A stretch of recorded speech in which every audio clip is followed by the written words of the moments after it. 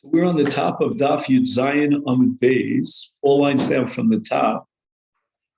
My Tavra. What are we talking about? Blowing the shofar in broken pieces, broken kolos. Rabbi Yitzchak, Rabbi Yehuda, Tavre Bote Ramen. That these tavre, these broken kolos, are going to break the nidui. This is the way that Bezdin will terminate the nidui. The Sanya, as we learned in the Brisa, Omer Rabbi Shimon ben Gamliel, Kol Mokom Shenosnu Chachamim Eineim Omiso Oni. This is the power of the tzaddikim, the chachamim, to create a punishment for people when they set their eyes on a person that could bring about chas v'sholom, a person's death, or at least poverty, because the person who's an ani, the Gemara says in the Darman's chachik mace. And now we go back to the Mishnah. The Mishnah says, "V'nozir v'mitzora mitum asol l'taros," that the Nazir or the Mitzora, after he completes his process of Tara, he makes the transition from Tuma to Tara. Boy minei Rabbi Yirmiyah mi Rabbi Zera, b'shlo hoya lahem pnai, o dilma af b'shlo hoya lahem pnai. The Mishnah has a special heter for both a Nazir and a Tomei to cut their hair when they are making this transition from Tara to Tuma. Is the Mishnah only allowing this, a special dispensation, to allow the Nazir or the Mitzora to cut their hair because they didn't have a possibility of cutting their hair before Yontif? Or shall we say that even if they did have the opportunity, let's say they became tar not on Yontif itself, but they became tar even before Yontif. They had an opportunity to cut their hair on Chol Moed. And nevertheless, the Mishnah would still allow them to cut their hair on the Moed, on Chol Moed. We're going to determine the law in this case from a Brisa. The entire list of those, like people who got out of jail, or someone who got off a ship from overseas, and the Mishnah allows them to cut their hair on Chol Moed. The rule of the Mishnah and the leniency of allowing cutting your hair on Chol Moed only applies when they did not have the possibility of cutting their hair before Yontif. If, for example, they reached the possibility of Tara before Yontif, so they could have cut their hair before Yontif, Asurim. However, the Brisa continues and says that in the case of Nazir or the case of Mitzora, Afal Pisha Hoyalem Pnai Mutarim, there must be some overriding reason why they were makil, even if the Mitzora or the Nazir could have cut his hair before the Yontif, and he didn't do so. We're not going to punish him. We're going to allow him to cut his hair on Chol Moed. Why? And here's the pushing reason, the logic that compels us. Shelo Yishu Karbanos Seyan. Because both the Mitzora and the Nazir have karbanos that they have to bring when they become tar, but the law is that they cannot bring this karban or their karbanos, respectively, until they cut their hair. So for whatever reason, they didn't cut their hair before Yontif. Now we're going to impose a penalty on them and a punishment on them. And then we're going to say to them, don't cut your hair on Yontif, on Chol Moed. Then as a result, what's going to happen is they can't bring the karbanos, because until they cut their hair, they can't bring karbanos. So in such a case, the Rabbanan waived the penalty that normally would apply to someone who could have cut his hair before Yontif and failed to do so. But in this case, because of the overriding reason, the compelling reason, to guarantee that they bring their karbanos on time, you see from this Gemara that a chiyuv karban, someone who's b'chiyuv karban, should bring his karban at the first opportune moment. So for the sake of punishing him, we're not going to have him violate this requirement and obligation to bring his karban on time. We learned in a brisa, hakohen ve'avel mutar begiluach. Both a kohen and an avel who didn't have a chance to cut the hair before Chol Moed will be allowed to cut the hair on Chol Moed. Now, this brisa, at the face of it, doesn't make any sense because we know that in any case of a person who could not cut his hair before the Moed, for example, in this case, an avel, he's asur begiluach for shloshim yom. So we have two sections of avelus. We have the more severe avelus of 7, and after the 7 days, he goes into shloshim. And even in shloshim, he's enjoined from cutting his hair. So he had no possibility of cutting his hair. Or, for example, the halacha is that with regard to the Anshe Mishmar, they made a takana that they're not allowed to cut their hair during the week of Mishmar to guarantee that they would cut their hair before that. So if that week of their Mishmeretz coincided with the week before Yontif, they didn't have an opportunity to cut their hair before Yontif. Certainly it goes without saying that we're going to allow them to cut their hair on Chol Moed. So the Gemara now wants to clarify exactly what's going on in this brisa. The Mishnah would seem to have established a principle from which we can derive logically the case of Kohen v'Avel, but the Mishnah didn't mention this. Why did the Mishnah ignore it? So on the one hand, it's pshita, it seems to be so logically compelling. And on the other hand, why did the Mishnah omit it? And from the omission, it seems like maybe there's a chumrah in these cases that we're going to prohibit the cutting of the hair. Now, in the note over here, he writes that as a general rule, when it comes to avelus of Shiva and Shloshim, we cancel them when there's a festival.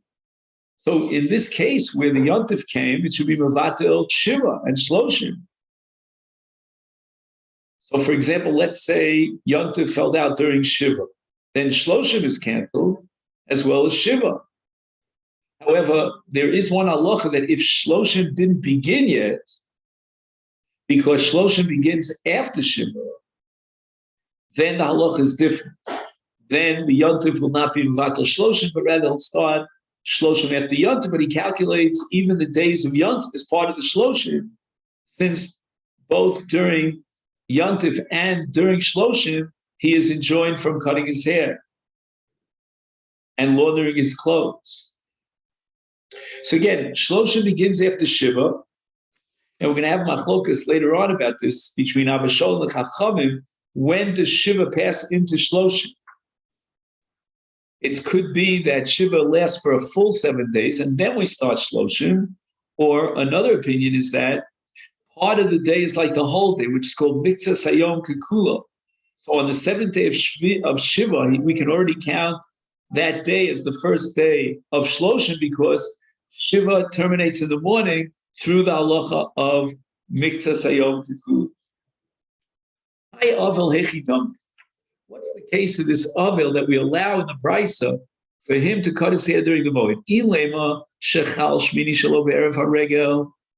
If we're talking about a case in which he went through all of Shiva, completed Shiva, and he's up to day 8, which is the beginning of Shloshim.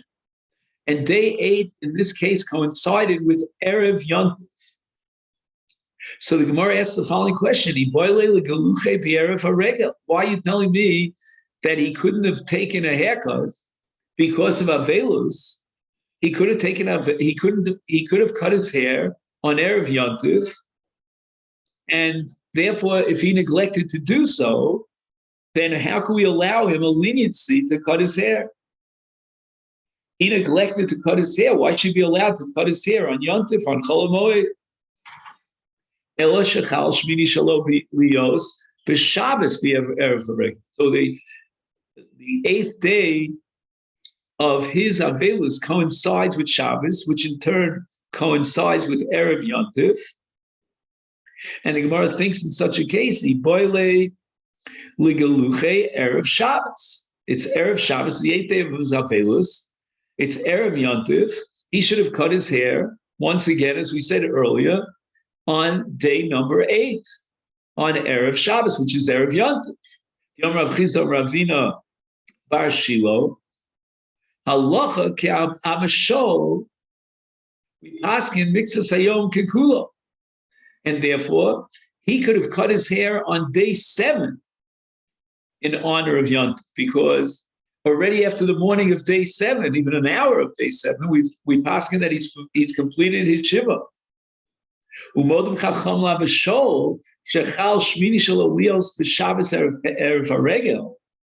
And the Brisa records that even the Chachamim who rejected Mixas Hayom Kekulo on the 7th day of Avelus, but in the case in which the 7th day of Avelus coincided with Erev Yontif, Erev Shabbos, and now the 8th day is on Shabbos Erev Yontif, that Mutar L'Galeach the Erev Shabbos. We're going to allow him to cut his hair on Friday in honor of Yontif. Once again, if he's allowed to cut his hair before Yontif and he failed to do so, then why should we make an exception to the rule and allow him to cut his hair on Chol Moed when he could have cut his hair on Erev Yontif, even according to the Chachamim? Because here's the case where Shmini Shalom was on Erev Shabbos, Erev Yontif. Lo tzrichi, but what's the case? Shechal Shvi Shalom Lios B'Shabbos Erev Haregel. We go back to the original premise that the last day of his Avelus, the day in which there's a machlokes between Abba Shalom and Chachamim as to whether or not we can apply the principle of Mixas Hayom Kekulo. And that falls out on Shabbos, which is Erev Haregel. So in this case, the Brisa is offering a leniency, and we're talking about this case itself, where, as we said before, the 7th day of his Avelus, the end of his Shiva, is on Shabbos, which is Erev Haregel. And now we can begin to understand the Brisos. Tana Bara, the Tana of the Brisa, Bara means Brisa, accepted the principle of Abashol as far as the 7th day of Avelus, the Yom of Mixas Hayom Kekulo. Therefore, Yom HaShvi, Ololo, Lekanu, Lekan, the 7th day of his Avelus is both the last day of Shiva and the first day of Shloshim. That means that his Shloshim, according to Abashol, would have begun on Erev Yontif, which means that Yontif itself comes along as Bevatel Shloshim. And therefore, again, he could have cut his hair on Erev Yontif. Again, let's go over the logic here. We're holding now like Abashol Mixas Hayom Kekulo. The 7th day of his Avelus was on Shabbos, and that's Erev Yontif. So in such a case, even if we assume like Abashol, it's not going to help you at all, because Abashol holds Mixas Hayom Kekulo, and after the 7th day of Avelus, it's the first day of Shloshim, and Yontif is Gimivatel his Shloshim. Now you'll say, well, he couldn't have taken a haircut on that 7th day because it was Shabbos. You don't cut your hair on Shabbos. So the Gemara answers, came on the Shabbos Hava Onus. Since it was Shabbos, he's in a situation of mitigating circumstance where it was impossible for him to cut his hair on Erev Yontif because Erev Yontif was Shabbos. And that's why the Bryce allows you to cut your hair on Chol Moed. But our Mishnah omits any mention in this case of an Avel. Why? Because our Mishnah reflects the Shita Chacham to the Amri Lo Amrin of Mixas Hayom Kekulo. They never accepted this principle of Mixas Hayom Kekulo. And therefore, the 7th day of Avelus has to be an entire day from beginning to end. Vakati Lo Sholim Avelus de Shiva. The morning of the 7th day is not considered the termination of Shiva. He has to wait till the end of the day. And therefore, Shloshim was not subject to bittul on Yontif, because when he went from Shiva to Shloshim, it was already that Shabbos, right? Because that Shabbos itself is going to be a full day of Avelus of Shiva, and therefore Shloshim could only start the next day, and it's already Yontif. Yontif could only be Mavatal Shiva or Shloshim when you had Shiva or Shloshim before Yontif. So therefore, Shloshim is not canceled by Yontif.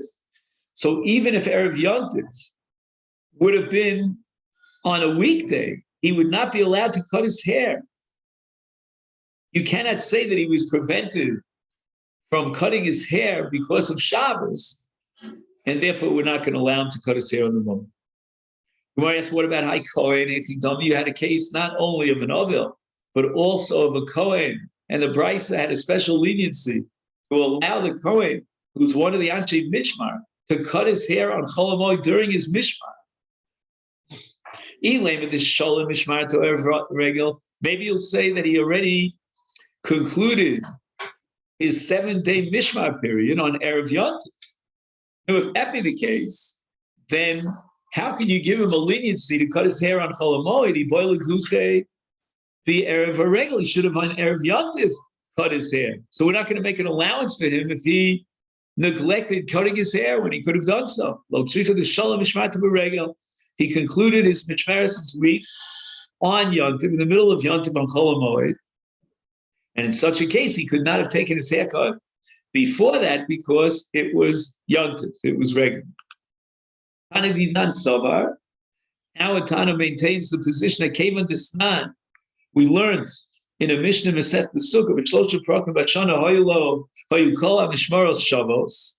There were 3 periods of time, all the regalim of Pesach, Shavuos, and Sukkot, where all the Mishmaros are equal, and therefore it means all 24 Mishmaros have the same din. Be'emurei ha'regalim u'bechiluk lechem hapanim, as far as the emurim, which are divided up amongst the kohanim of Yontif, karbanos, or as far as dividing up the lechem hapanim, which is divvied up amongst the Anshe Mishmar of the kohanim. Here, during the 3 regalim, all the Anshe Mishmar are equal, they're all on the same footing. Kiman de lo shalom mishmar to beregeltam. So if that be the case, it's to be considered as if he didn't complete his mishmeres on Yontif, but he continued until the close of Yontif. But the Tana, the Brisa that we learned, is he's of the opinion, the Afal Gav, the Shayach Bahanach Mishmaros, even though he's connected together with all the Mishmaros that are equal in Kulam Shavos, Mishmarto Mia Shlimolek.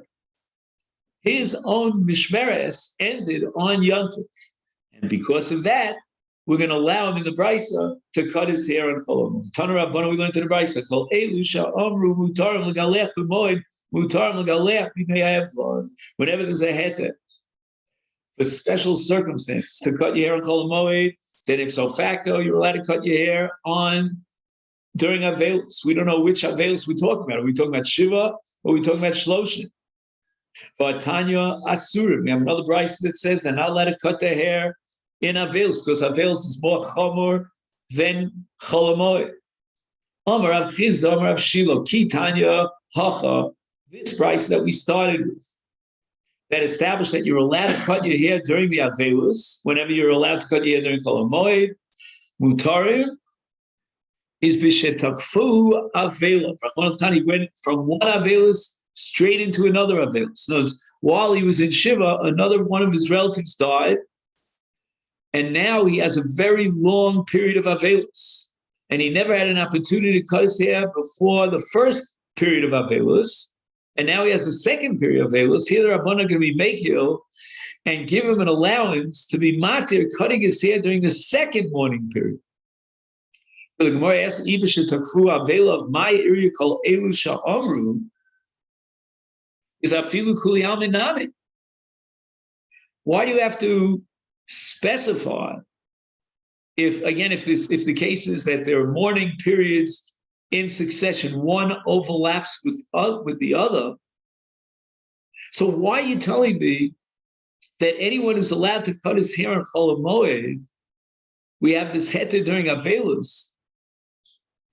Well, the truth is that if he didn't have an opportunity before the second Avelus to cut his hair, as afilu kuli almalo, anyone could cut his hair during Avelus if he has that situation. The Sanya takfu Avelus zachar zeh hichbit siaro is mekel betar machabis susa b'mayim.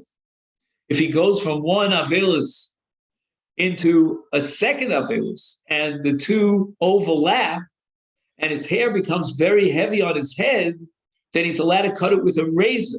We'll soon see why he's allowed to cut it with a razor and not with the scissors. And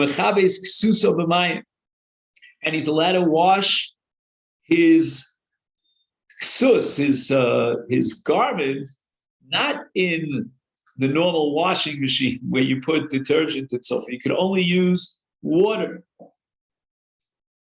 In any event, right now the Gemara thinks that we have a general heter for someone who's takfu avelov, and the Gemara's question now comes back to haunt us, my area called elusha amru. And if it's a case of takfu avelov, why did the Bryce have to single out people about whom Chazal say they could cut their hair on Chol Moed? Because they had no opportunity to cut their hair before in this case, before their Avelus. So the Gemara answers, the Bryce is telling us that although he's allowed to cut his hair, in the case of Takfu Avelov, he needs a shinu. He has to do it in an unusual way. He has to cut his hair with a razor, not with scissors. And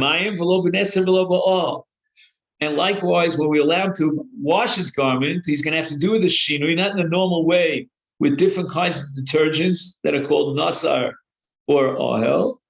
So we have now the first brisa, and that teaches us Rav Chisda's distinction in the case of takfu avelus, where one avelus occurs in succession after the other avelus. And that's Rav Chisda's requirement in such a case of a shinui in giluach and a shinui in kibbutz. But let's say we have another overlap of, let's say he was a Yotzim Beis Hasurim, or he was Yared Misfinoso Bayam, and again, he didn't have an opportunity to cut his hair or to wash his clothing because he was in that state of being jailed, etc. So then, after the first Avelus passed, he can cut his hair, kidarko, with the scissors, or wash his clothing with detergent in the normal way. So if it's takfu avelus, then we go back to the first avelus and we analyze whether he could have taken a haircut before the first avelus. And if he was getting out of jail at that time, so that means that before the avelus he did not have the opportunity to take a haircut, then we're going to allow him to take a haircut without a shinu. But if it's only takfu aveluso, the overlap of one avelus on the other, and he could have cut his hair before the first Avelus began, then we're going to limit the heter. We're only going to allow him to take a haircut during Avelus if he uses a razor and he can launder his clothes with water without any detergents. Amar Rav Chisda, Zolsomeres, Avel Aser B'tichboses. We see clearly from this brisa, you're not allowed to wash your clothing during Avelus. And the reason for that is because of what we call hesech hadas, that the halacha requires you during the avelus to be totally single-mindedly focused on the avelus and not to be distracted. And if you're involved in laundering your clothing, that's a distraction. And some of the poskim want to say that if you send it out to a launderer, then there's no hesech hadas. Tana Rabbanu, we learned to the brisa, Kishem chamru asru l'galeach b'moed. We're going to now expand the scope of the Easter of taking a haircut on Chol Moed. We'll see how that applies to Avelus as well. Kach, so too. Also, litol tziparnayim b'moed. Now, I'm not sure exactly what he means by tziparnayim. Was he talking about the nails of his fingers, or perhaps the nails of his toes? Let's assume we're talking about the fingernails. Divrei Rabbi Yehuda, Rabbi Yossi Mati. Rabbi Yossi was of the opinion, and we'll see that the halacha is like Rabbi Yossi, that the prohibition that was instituted by the Chachamim regarding Chol Moed was limited to cutting one's hair, and it did not extend to include cutting one's nails. Rabbi Yossi says that long nails are unsightly. It's like repugnant. And therefore, they never enacted a requirement that would prohibit him from cutting his nails on Chol Moed. Shem shal amru, Avel asul galech b'mei evlo, kach asul litol tziparnayim b'mei evlo. Divrei Rabbi Yehuda, Rabbi Yossi Matin. So we have a second brisa, or perhaps it's the summary of the first brisa, to reiterate what we said before and present the machlokes between Rabbi Yehuda and Rabbi Yossi. Amar ula halachic Rabbi Yehuda be'avel. We have a general rule that whenever Rabbi Yehuda is a dissenting opinion, we pass like him in Hilchas Avel. Halachic Rabbi Yossi b'moed. So it means that we're going to paskin according to Rav, according to Ula, that an Avel is not allowed to cut his nails. We're going to paskin like Rabbi Yossi, that on Chol Moed you're allowed to cut your nails. And Shmuel disagrees, as we'll see momentarily.